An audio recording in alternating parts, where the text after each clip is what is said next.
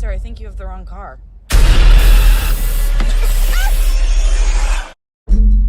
I was sent to get you for a reason.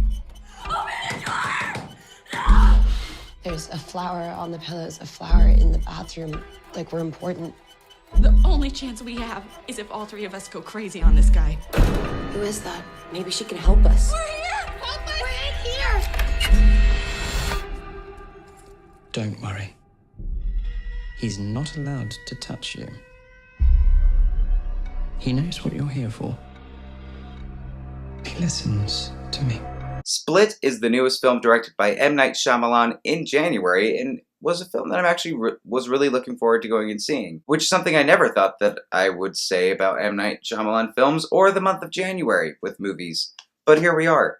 Trump's America, right? Three girls are kidnapped and taken to this underground area by James McAvoy, who has been plagued with 23 different personalities going inside of his head. This character has multiple personality disorder, which means he could be any one of the 23 characters in any point in time in the movie. One of James McAvoy's personalities is telling these girls that they've been kidnapped for a reason, for a sacrifice of sorts, for something that they refer to as the Beast. So these girls are now challenged with trying to escape the house from a person that you can never really know who he's actually being at that moment. So I want to talk about James McAvoy's performance in this film, because if I'm being completely honest, if there are any type of screenings or anything that was done before 2017 where he could be eligible for the Oscars, I would love to see that. Wow! This guy did a Oscar-worthy performance by James McAvoy. I can't believe some of the ways that he changed characters right in the blink of an eye for you. You could be watching him in frame, just being talked to, nothing really big, and you can see almost three different personalities or three different characters just go through James McAvoy's performance. Who are you?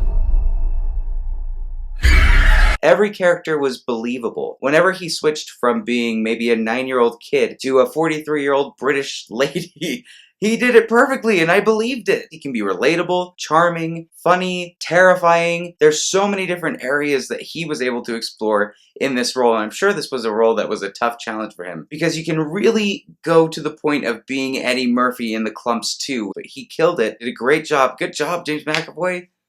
I know you're watching. Also, the lead girl in this movie, Anya Taylor-Joy, who's actually in The Witch and Morgan this past year. A breakout performance. She did a very good and subtle job at her character. This actress is going to be in a lot of movies pretty soon, so you might as well start remembering this name, Anya Taylor-Joy. And there's also a lot of really great dialogue between James McAvoy's therapist, who is aware of all of these different personalities, and he's even made cases for each one, and James McAvoy. You see a lot of his character story and a lot of his backstory through these therapist sessions that make you relate to this character even more. The suspense is through the roof in a lot of moments. This director knows how to make movies feel tense and confined. The use of colors, the lighting, you see a lot of green and yellow in this movie. I would watch out for it when you're watching. A lot of green and yellow. I don't really know what the symbolism of that is yet.